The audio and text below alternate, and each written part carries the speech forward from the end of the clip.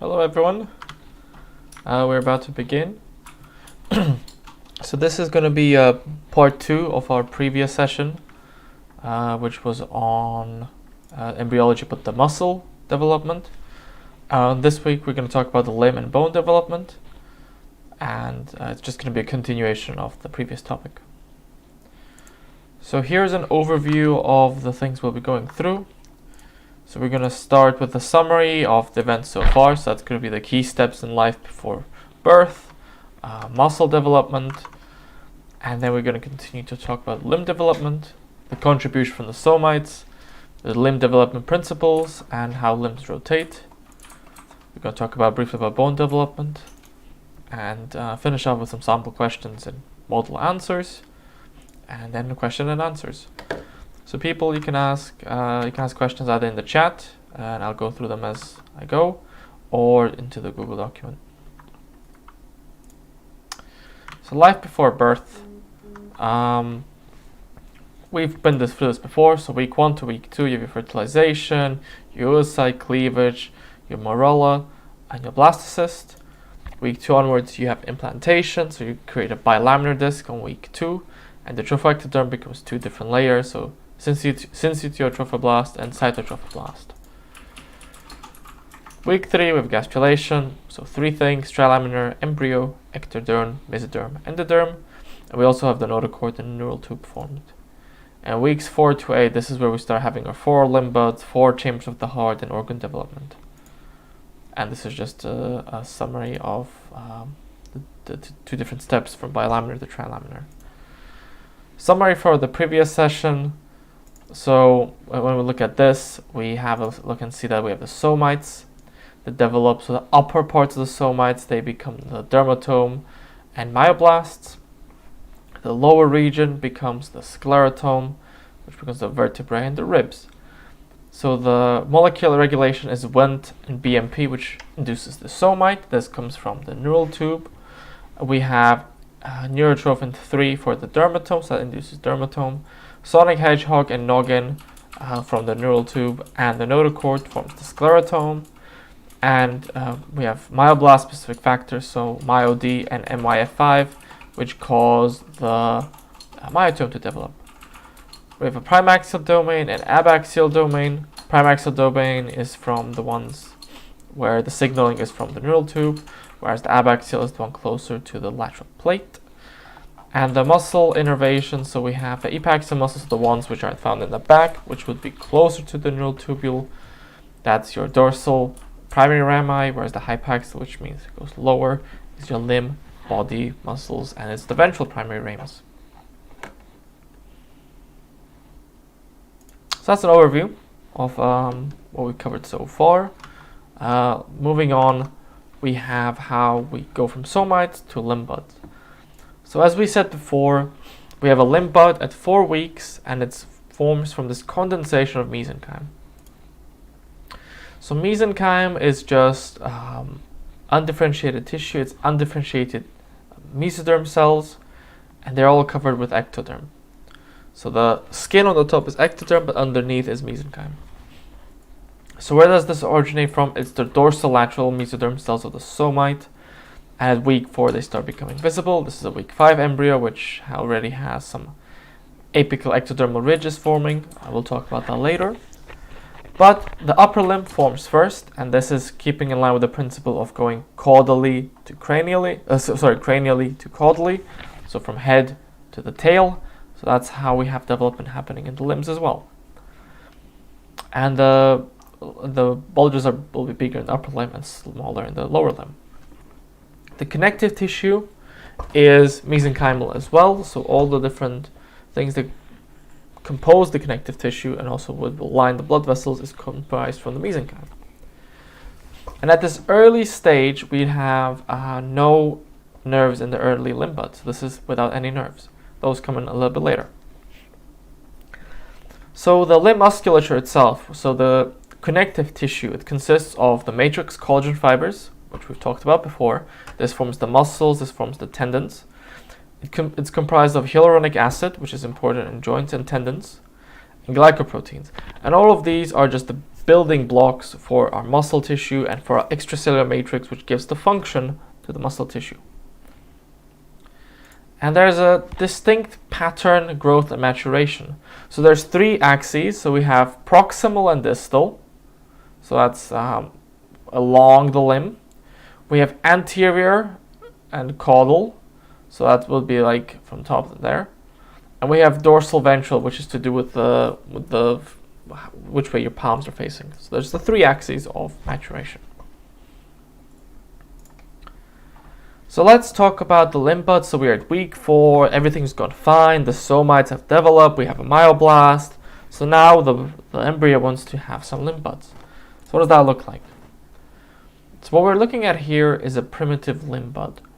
And the top here is lined with the ectoderm. Now this ectoderm eventually forms the apical ectodermal ridge. And when we look at this here, we have a zone of proliferation. So these are cells which are constantly proliferating. These are not differentiating. These enable the growth of the tissue. So in order for the tissue to grow this way, we need these cells to proliferate. We also have mesenchymal differentiation. So this, underneath all that, it becomes the tissue that it's supposed to be. It's destined tissue. And we also have a zone of polarizing activity.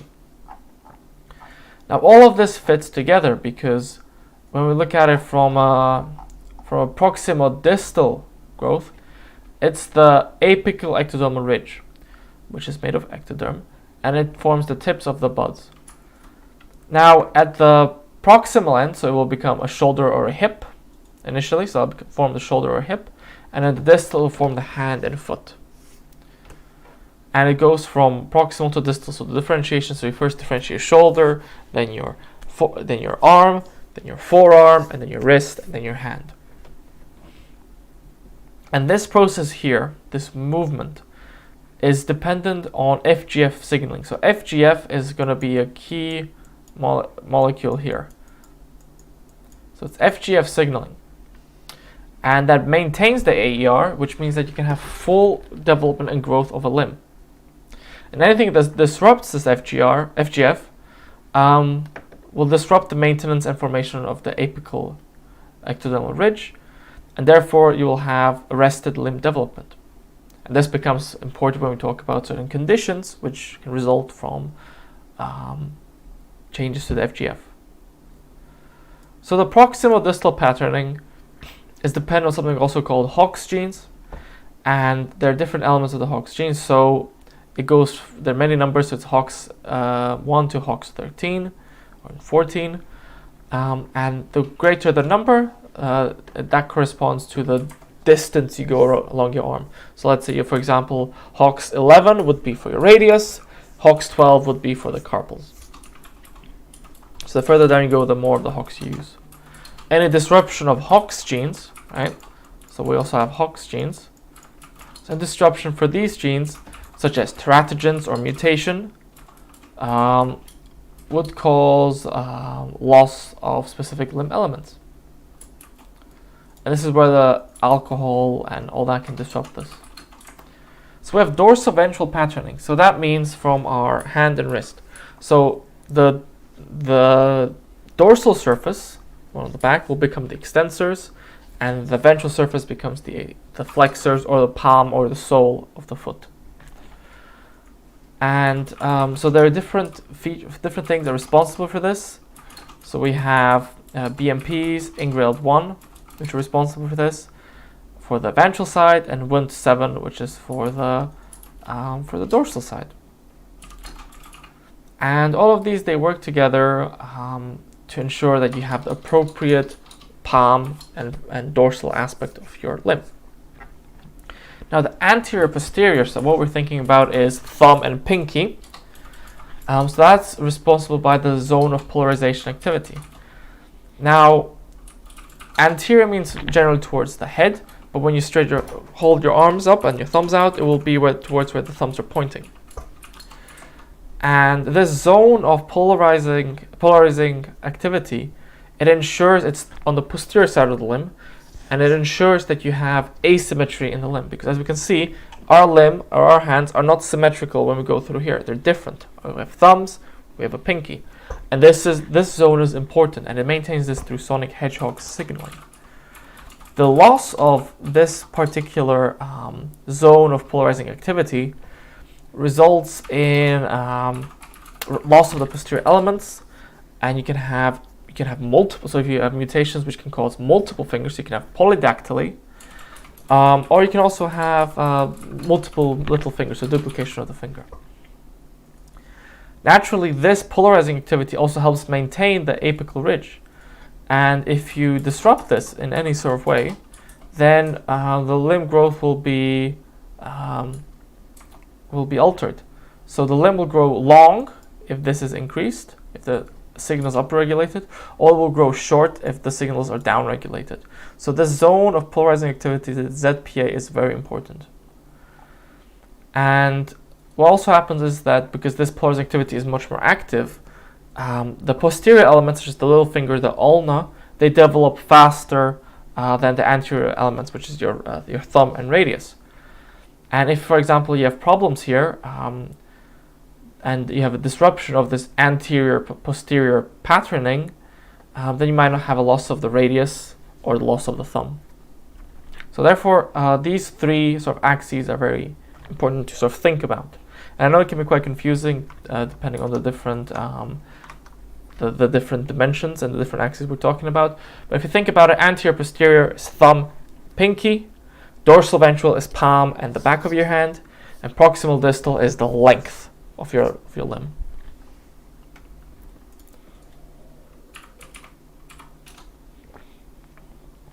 So we're going to talk about some principles of limb development.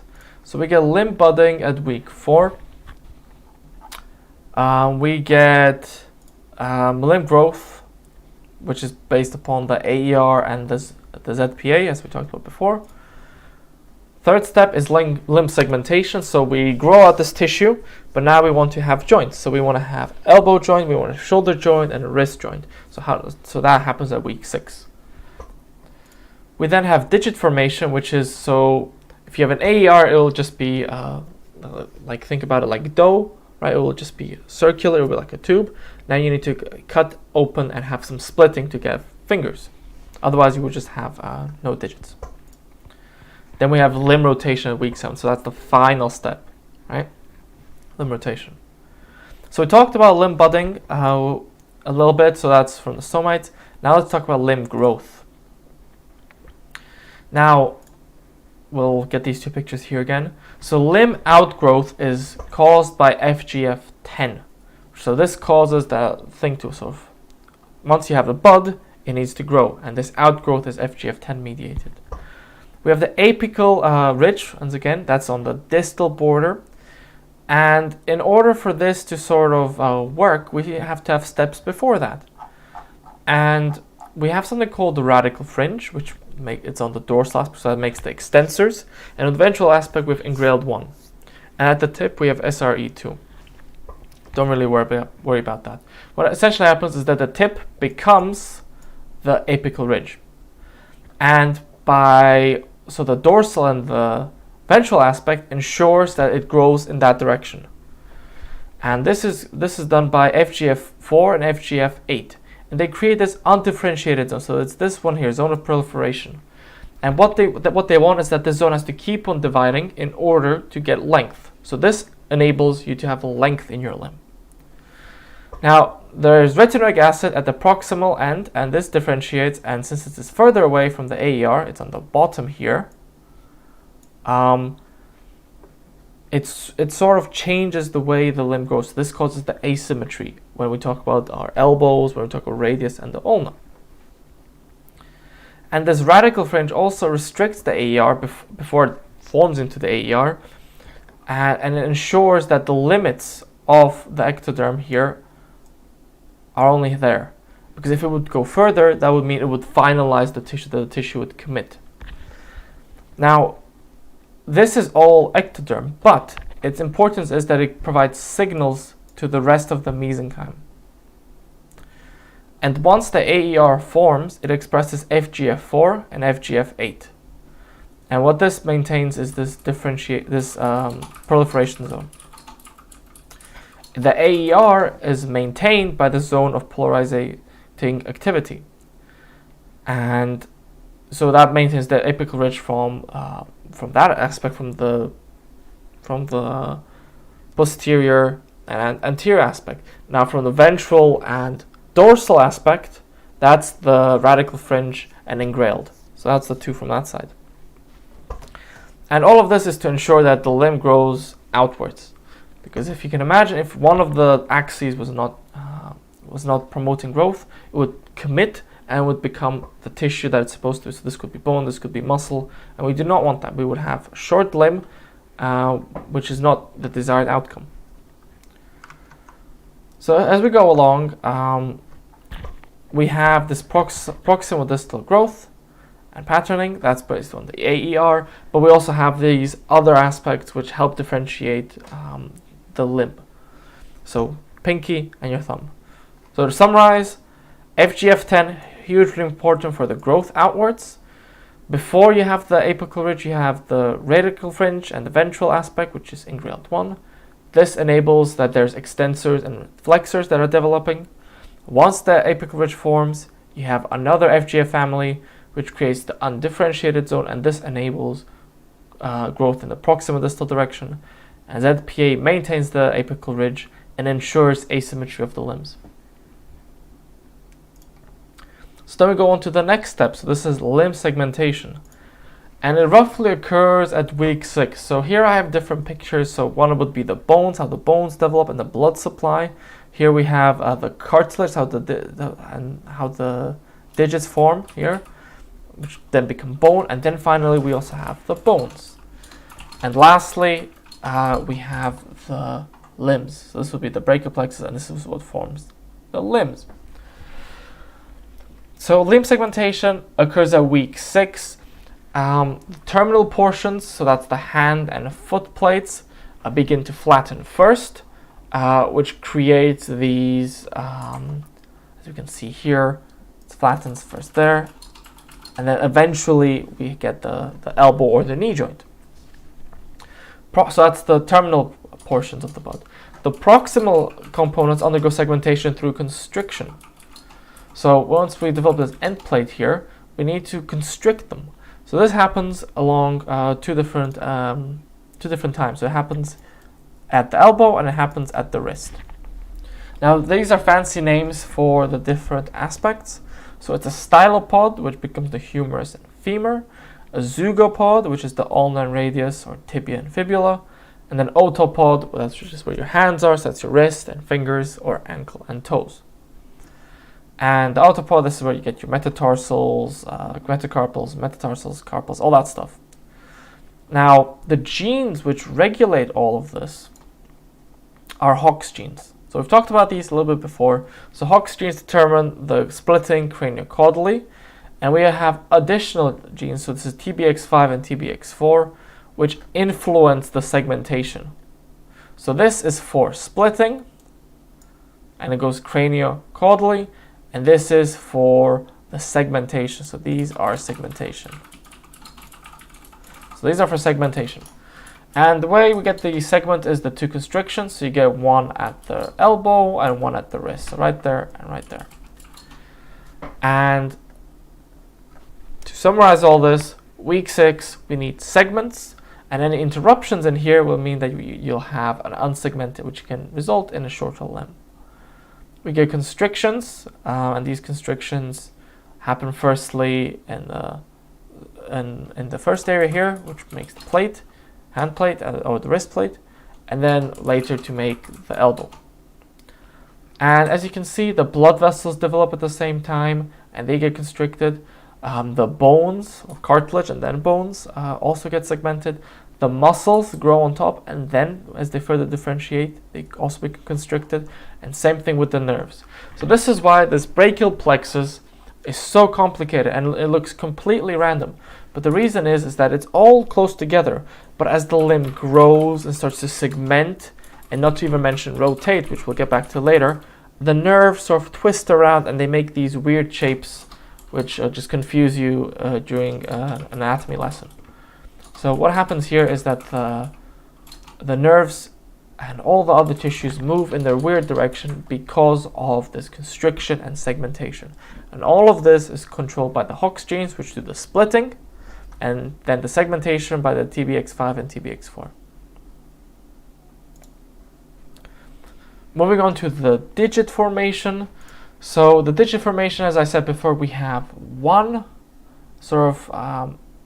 layer, but that's not good enough. So we need to have death of some cells, because the apical ridge, if it was up to it would just keep on growing, and that's not good, because if it keeps growing, then we'll have a limb without any fingers.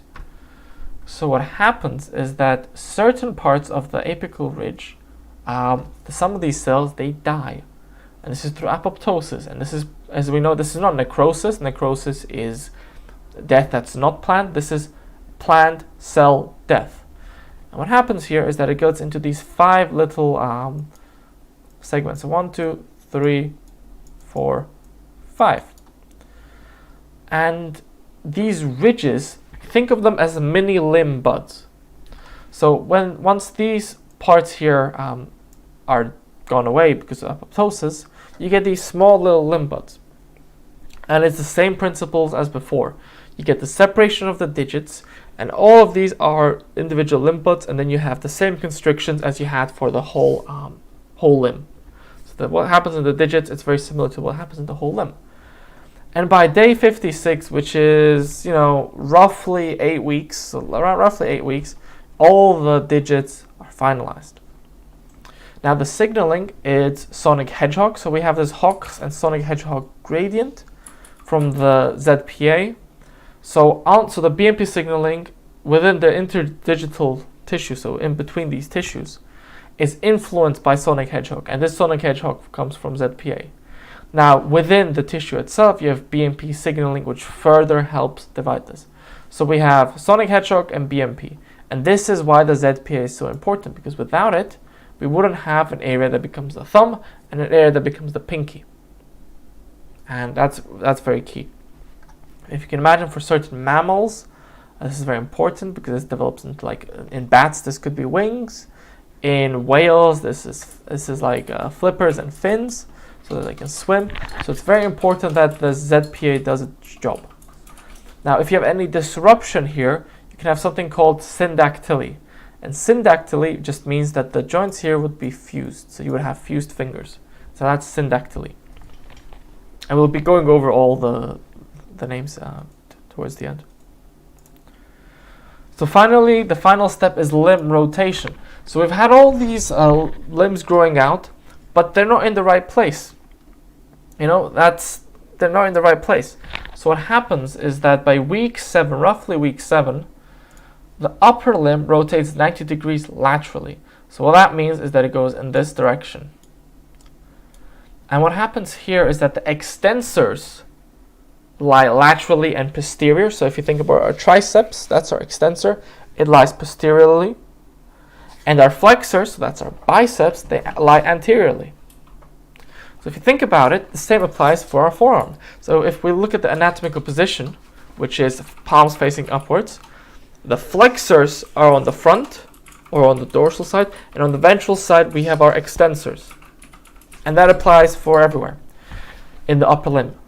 Now in the lower limb, something else happens. So they rotate medially. What this means is that the extensors lie in the front. So we have knee extension, which brings the leg up. So our thighs and our quadriceps, they are on front.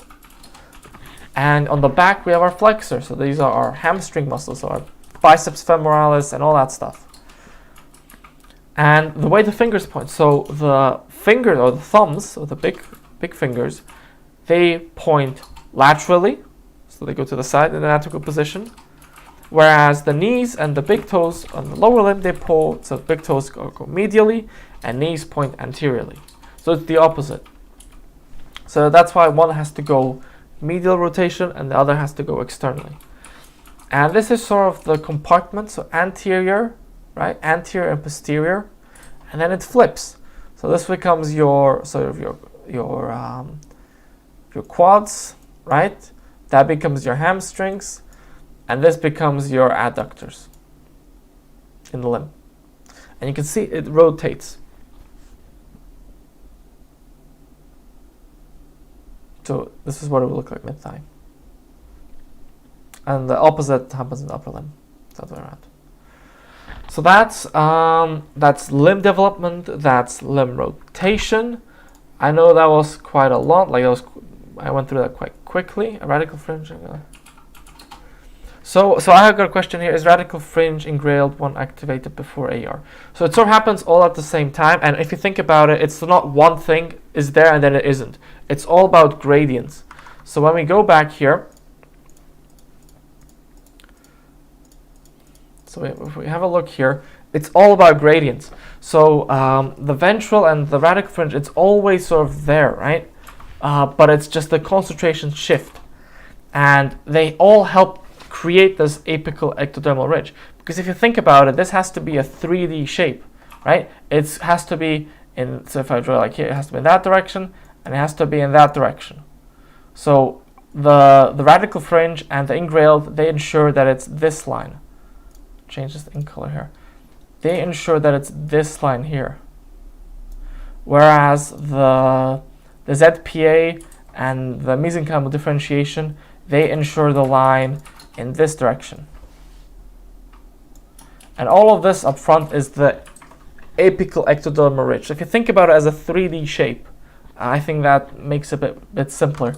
But yeah, so they sort of activate around the same time. So that in order for the AER to form, you need radical fringe and ingrailed 1. And in order to maintain the AER, you need the zone of polarizing activity. So I hope that answered the question.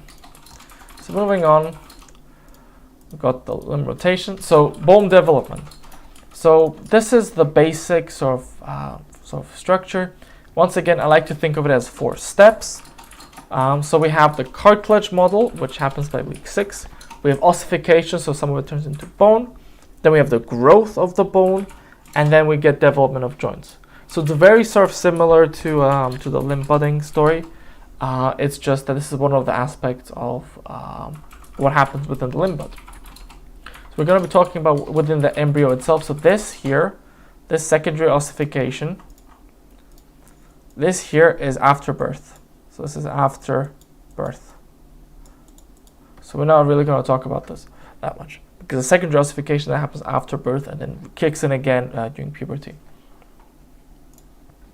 So the cartilage model, so we have this mesenchymal tissue, as before, mesenchymal tissue.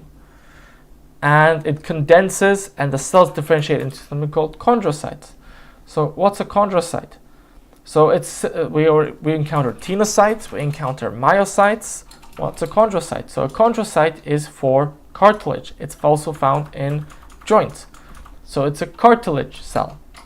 Now these differentiate into chondrocytes, which form the tissue, and BMP drives this process. So all of this is BMP.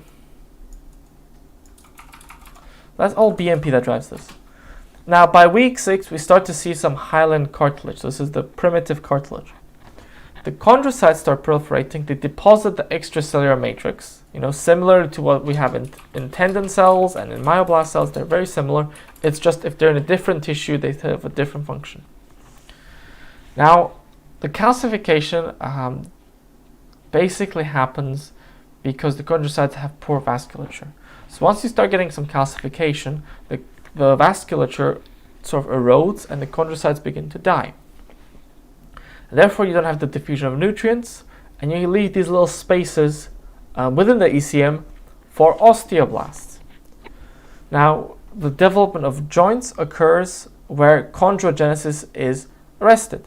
Basically, what this means is if you want to form a joint and you have one long tissue like this, well, you need to find a place where the chondrocytes will not develop. So if they not stop developing there, the result will look something like this, right? So you arrest and therefore you have a joint. This becomes a joint. And this is all influenced by Wnt14. And the basic reason for this cartilage much like when we had in the tendon cells when they were regenerating, or when the bone cells were regenerating, you had the fibroblasts come in and produce weak tissue. It's a scaffolding. So you want a scaffolding on which the bone can be deposited. And that's what the cartilage serves for. And in early stages, you can actually see the cartilage. Like for example, I'm not sure if you had, like we had a lab with a rat embryo, or like a developing rat where you would see the cartilage. It was stained, so you could see the cartilage, and you can actually see it's very soft. But eventually, this becomes the bone.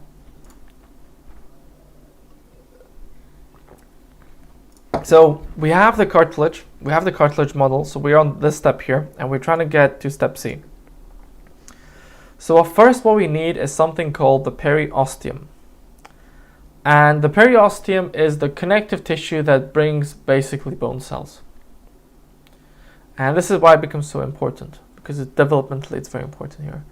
So this ossification starts around week 8, and by week 12, the ossification centers start to become present. Now, the first one usually starts after week 8, and the cartilage sort of enlarges, the chondrocytes undergo hypertrophy, ECM calcifies, and all these chondrocytes die. Now, this means that there is space, so they leave behind these cavities within the cartilage.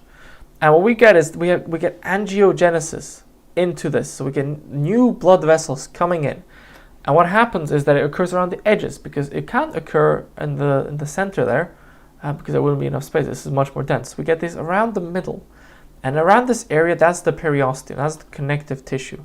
And it penetrates, it goes to the perichondrium, and it converts essentially the cartilage into bone. So how does it do this? It first forms this thing called the bone collar, and then the blood vessels can penetrate through.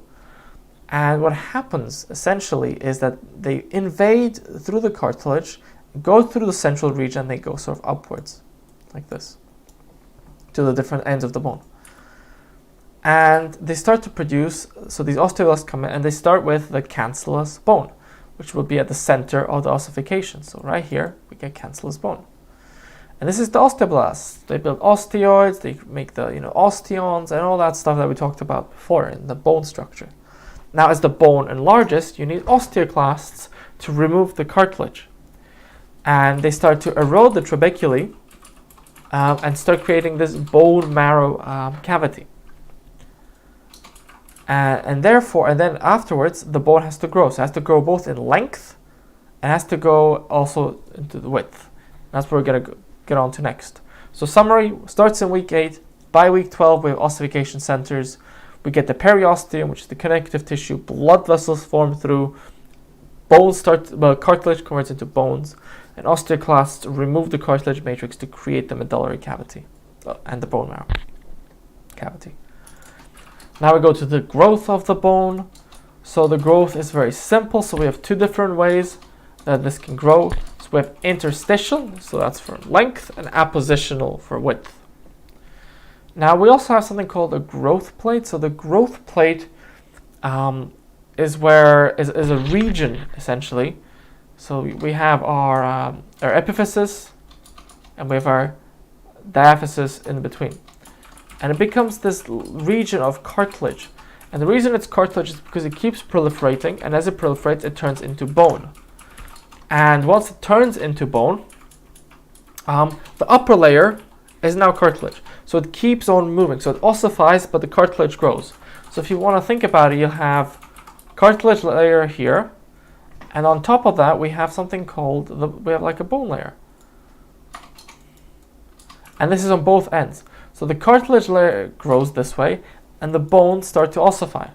So at the end of the bone here, this would be here. So we have cartilage, and it goes towards the end. And it ensures that the bone can grow. So this growth plate, it closes during puberty and turns into bone. And the bone gets remodeled, and osteoclasts are there to retain the size and proportion of the bone. And this is all FGF. Once again, FGF mediated.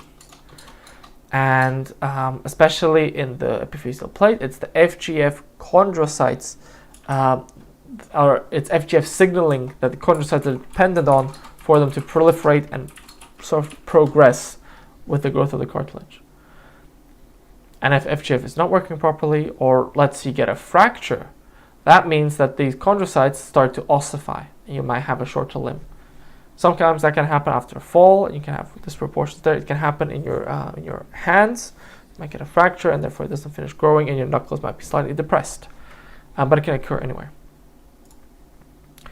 So finally, we have joint development. And I think this is a really good picture. This is something similar to what I was showing before. And it's a very complicated process, but I'll try to simplify as much as I can.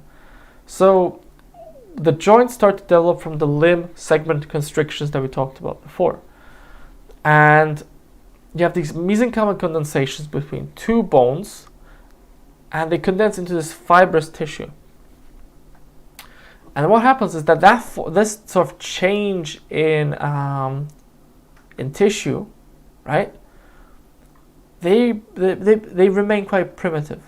And what happens is that you get these cavitations, and you get these gaps forming, and these constrictions, and eventually you get this joint capsule thing. And that's comprised of your articular cartilage, your synovial membrane, and your ligaments and menisci, which is all important in the joint.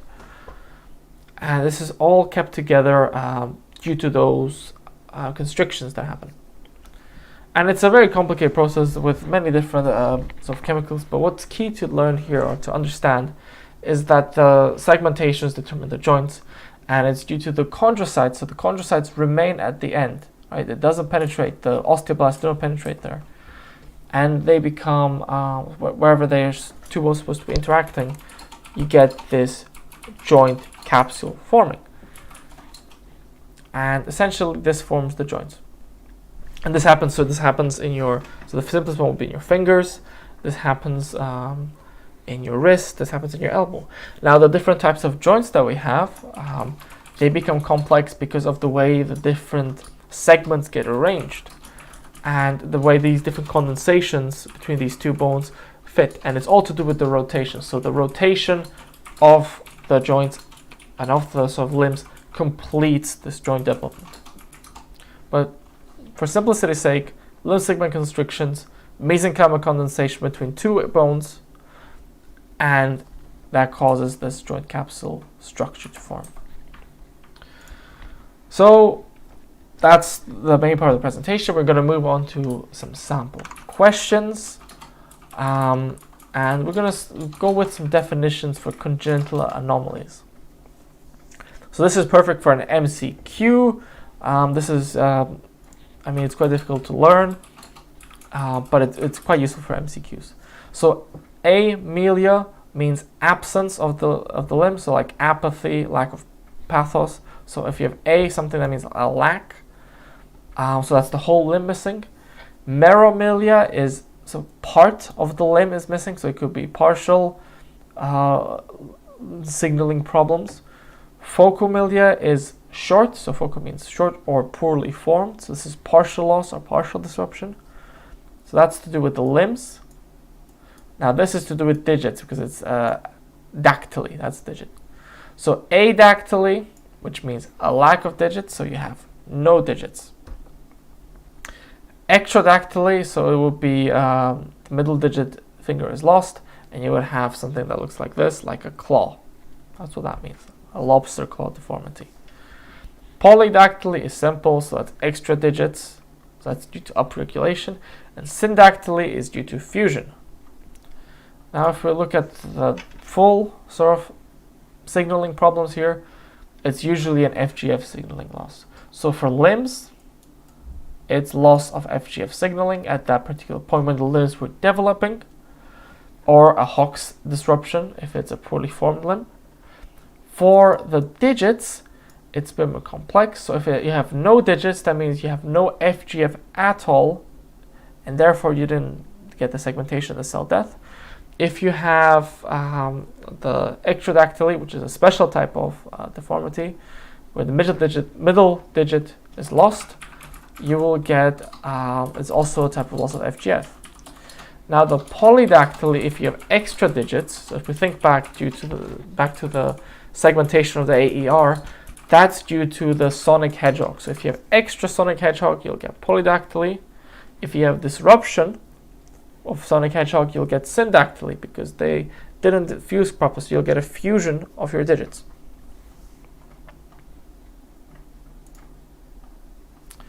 So we're going to talk about achondroplasia because that's one of the PBL questions that came with limb growth.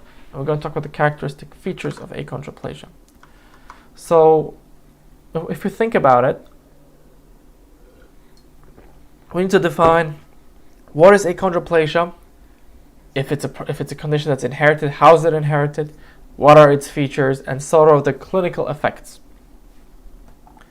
Now, it's a congenital defect where the bones of arms and legs, so the limbs, they fail to grow to normal size, resulting in a form of dwarfism.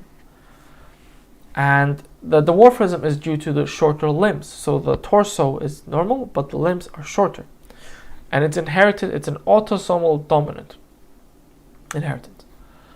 So that means that there is a chance, if you have the right sort of arrangement with the parents in terms of their genes, that you can get, so people with dwarfism can have children of normal size.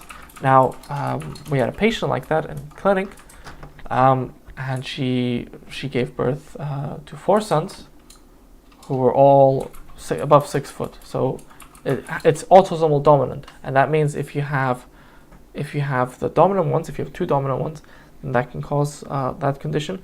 But if you have genes where you get, like, let's say, look at it like this, HH. Let's assume that's the only 2 genes, and HH here, there's a chance that you might have children of normal size. The pregnancies around that become much more difficult, but that's not what we're here to cover. But it's people with achondroplasia, their descendants can have, do not need to suffer from dwarfism. And that's because of the genetic arrangement. So features, we have shortened long bones. So what this means is that you have short metacarpals and phalanges, so that's sort of a form of brachydactyly, which just means, brachy means short. You have a varus leg deformities where the legs sort of point outwards, and you can have sort of a trident configuration of fingers. This is some case which is just the way the fingers are aligned. You can also have flat bone defects, so this could be a large head, exaggerated lumbar lordosis in adulthood, or a hump. So there's a hump in infancy, but exaggerated lumbar lordosis in adulthood. That's due to the weight of the upper body and the legs not being able to sort of distribute that weight that much. Clinical effects, there's several, so they're all usually derived because of the short stature. Usually have, most importantly in children, it's delayed walking, and this is because of low muscle tone in the lower limbs, and also because of the difficulty to balance a larger head on smaller and weaker legs. So pregnant women with achondroplasia are often offered cesarean sections due to babies having large heads. And other than their height, they have normal reproductive and mental functions and capabilities. And the best sort of example is the actor from Game of Thrones, who plays Tyrion Lannister. And he has a daughter, and she does not suffer from dwarfism. So that's sort of, I like to sort of keep in mind for achondroplasia. Now this is from osmosis. And once again, we have the short stature. This is the sort of trident configuration where the fingers sort of go in one direction. We have frontal bossing, which means the forehead's quite big, and the flattened nasal bridge, and the spinal lordosis that we were talking about in adulthood. Varus deformity means that the legs sort of point outwards and the knees point outwards. And that, so it's the proximal shortening. So the torso is normal in size, it's just the limbs that are abnormal. Moving on, let's talk about the molecular defects. So I know this is not exactly anatomy, but it is still important, and it's part of sort of embryology, so we will talk about it. So the genetic basis of achondroplasia is based off on a defective gene in FGFR3. So FGF is it's a family of proteins. It's a family of these sort of receptors, ligands, And FGFR3 specifically is a RTK receptor. And that means that you get a ligand, it binds to the receptor, and that enacts a change intracellularly. And so what essentially happens is that you get a dimerization, you get a transactivation. So you get one, and you need two of these. So I'm going to draw it out like this. So if you can imagine, that's our intracellular, that's extracellular, that's intracellular. And they all come with their little cellular attachment.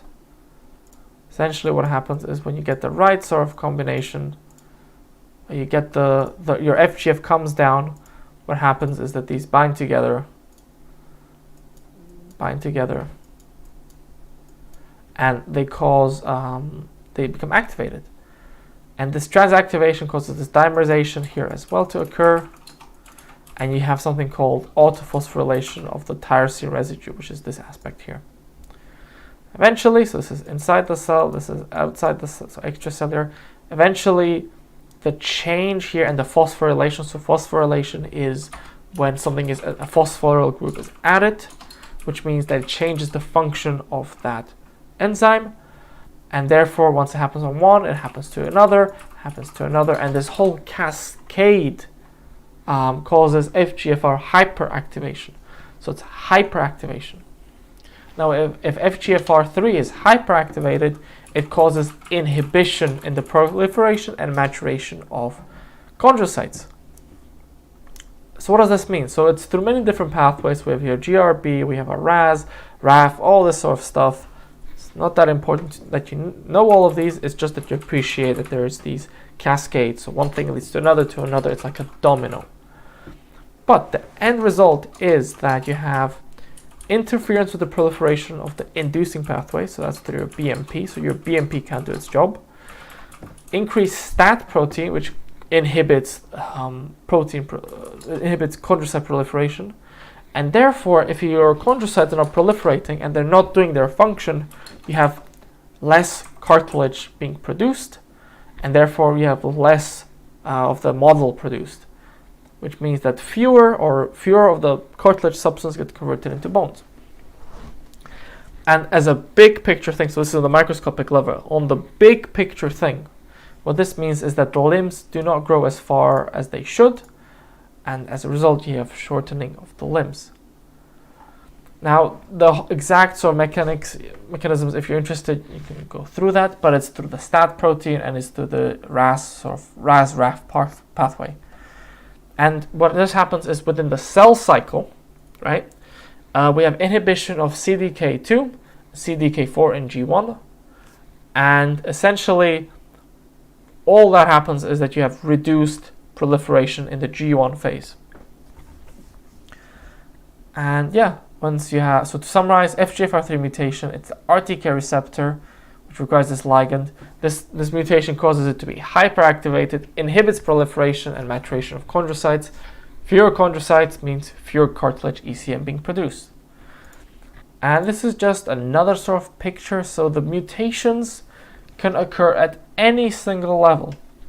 So you can have the receptor protein, right? That problem could be there. So it could be a mutation in the transmembrane component. So in achondroplasia, it's the hyperstimulation of these pathways in the transmembrane domain. So it's this domain here. So that's where the FGFR is overactive. You can have mutations downstream. So this is downstream. I usually refer inside the cell. And this could be signal transduction. This could be a mutation in one of these, or one of these. And as soon as they're mutated, that means that they get more activated.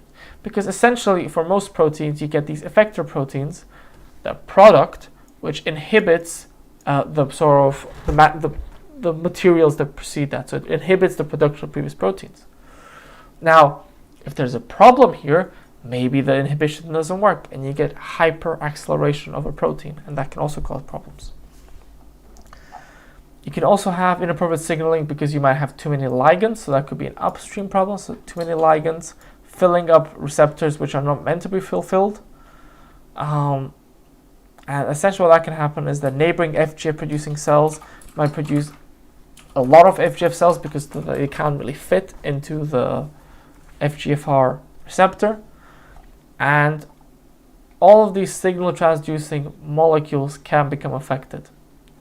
And this could be something simple as a replacement of an amino acid, or it could be something much more grave like several missing pieces of genes, and therefore you produce a protein which doesn't fold properly. So when it comes to soft signal transduction mutations, they can become very complex, but if you think about it, you have stuff extracellularly within the membrane, and then you have downstream. And if you can think about it like that, then it might save you some hassle, and also when you learn future conditions, it might help you with that. So we're going to talk about the bone elongation. So describe the process of bone elongation and how this process changes in fractures. So I referred to this earlier. We have resting cartilage, proliferating, hypertrophic, and calcified cartilage. Now the bone grows this way, so you have these ossification that sort of catches up to the cartilage, but since the cartilage produces and produces within the epiphyseal plate, it doesn't really matter because it just grows until it stops. And when it stops is when you get the fusing of the plate.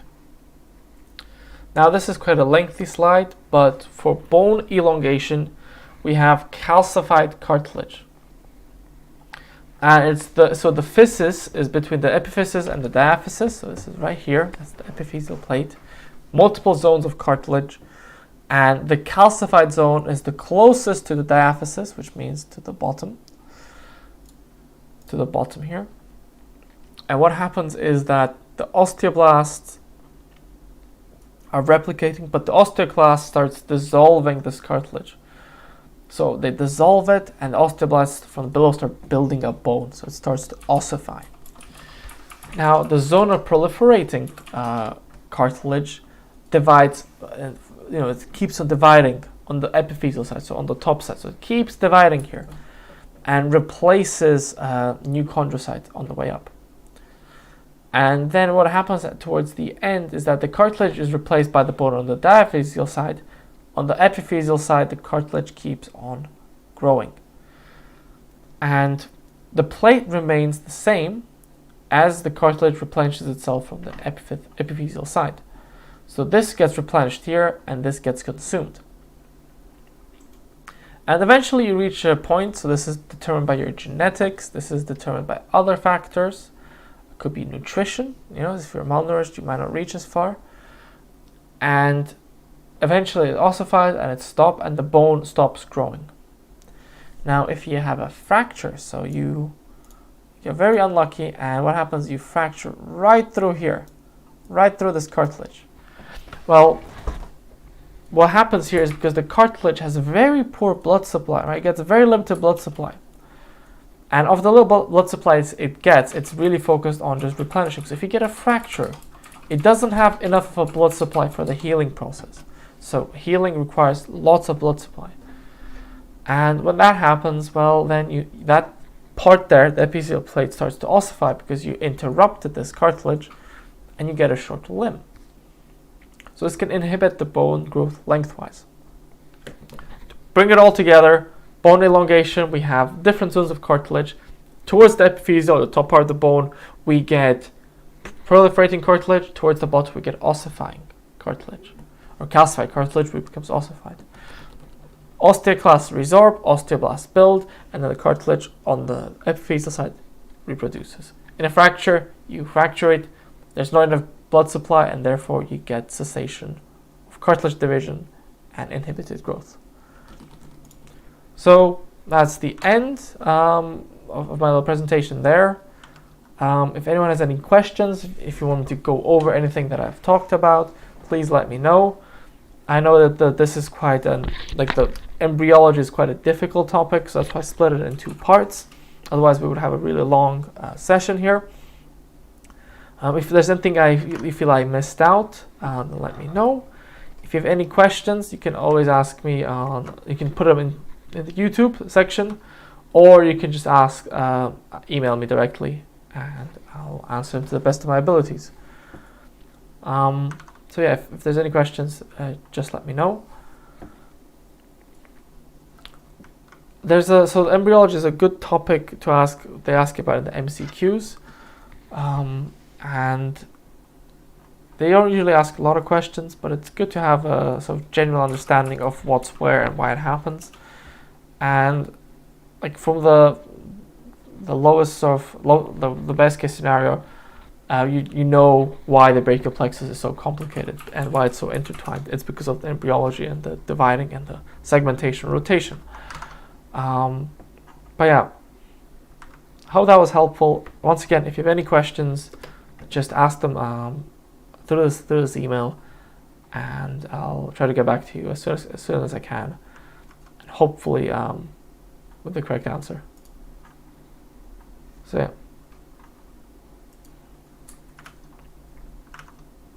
If there's any questions, then if there are any questions, well, that works as well. Thank you for watching. I hope this was helpful. If you liked it, leave a like. Subscribe, because we're gonna do this on a weekly basis. I know that your exams are coming up in the next month, so we want to get as many of these out as possible. We'll be releasing a form where you can vote on the next topic, so do vote so that we can help out with as much as we can. Yeah, so share this, like it, and all of this will be made replayable, so don't worry if you missed the session or if you want to rewatch it. This will all be available within 24 hours. So yeah, I hope that was helpful. Have a nice day, guys.